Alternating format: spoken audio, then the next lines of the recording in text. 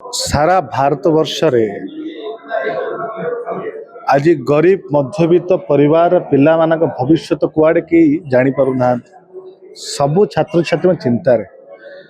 BJP सरकार समय रे गोटे कि दुईटा कि पांचटा नुहे 60 ऊर्ध्व परीक्षा हेबा पूर्व प्रश्नपत्र चोरी हो जाउछ लीक हो जाउछ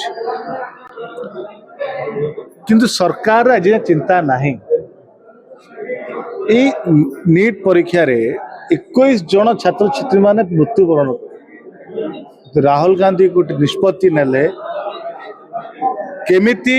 भारत वर्ष रे प्रश्नपत्र जो लीक हो केमिति बंद कर जाई परिबो छात्र छात्री माने समस्या केमिति दूर कर जाई परिबो से भारत वर्ष रे छात्र की गूंज सारा भारत वर्ष छात्र छात्री एकत्रित करिकी तांकर मत तांकर समस्या सुनिया पई जो कार्यक्रम करचंती आज भुवनेश्वर पहुंची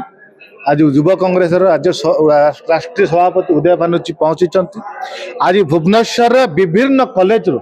छात्र छात्री मैंने आसी पहुंची कार्यक्रम आपण चिंता करंतु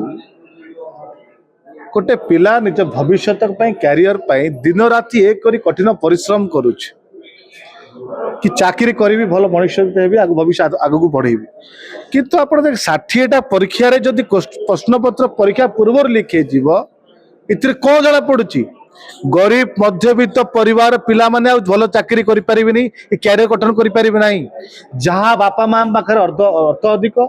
जे धनी घर पिला हिथिबो ता पिला ही चाकरी करिवो या आज बीजेपी देशर सुचे देछि सीबीएसई हो नीट हो जेईई हो एसआई हो को परीक्षा प्रश्न लीक हो नहीं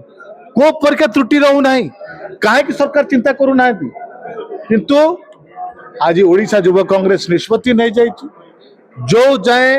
परीक्षार स्वच्छता आसी ना क्वेश्चन पेपर लीक बंद है ना सरकार तत्परता देखई ना ये लड़ई केवल भुवनेश्वर रहा ये लड़ई गाँ गाँ को जीव प्रत्येक ब्लॉक को जीव प्रत्येक ब्लॉक रे छात्र छात्री माने एकजुट करिवु ए छात्र गुंज कार्यक्रम आरंभ करिवु एवं सरकार रो पतन छात्र माने करिवु जोटी छात्र माने आगु आसी छथि सरकार पतन होईछि आ सरकार कर भविष्य खेल खेलिबा सरकार पे महंगा पड़े। उदय बानर्जी कौन वार्ता देले कौन उदय बानर्जी ताकर वार्ता दउचंती छात्र छात्री मान कौन भूल थिला से 21 जन जीवन हारिले आज लक्ष लक्ष छात्र छात्री जीवन अंधकार आड़े गति करुछ यार समस्या कौन पे सरकार काढू ना कहीं कि मंत्री के इस्तीफा मिलू ना कहीं कि आज क्वेश्चन पर लीक हमार सरकार तत्पर देखू ना ताप वार्ता समस्त एकजुट ओडिशार छात्र छात्री मैंने कांग्रेस सहित समर्थन छिड़ाई कांग्रेस आंदोलन छिड़ाई सरकार विरोध में आगामी दिन में राजस्व छात्र मिले।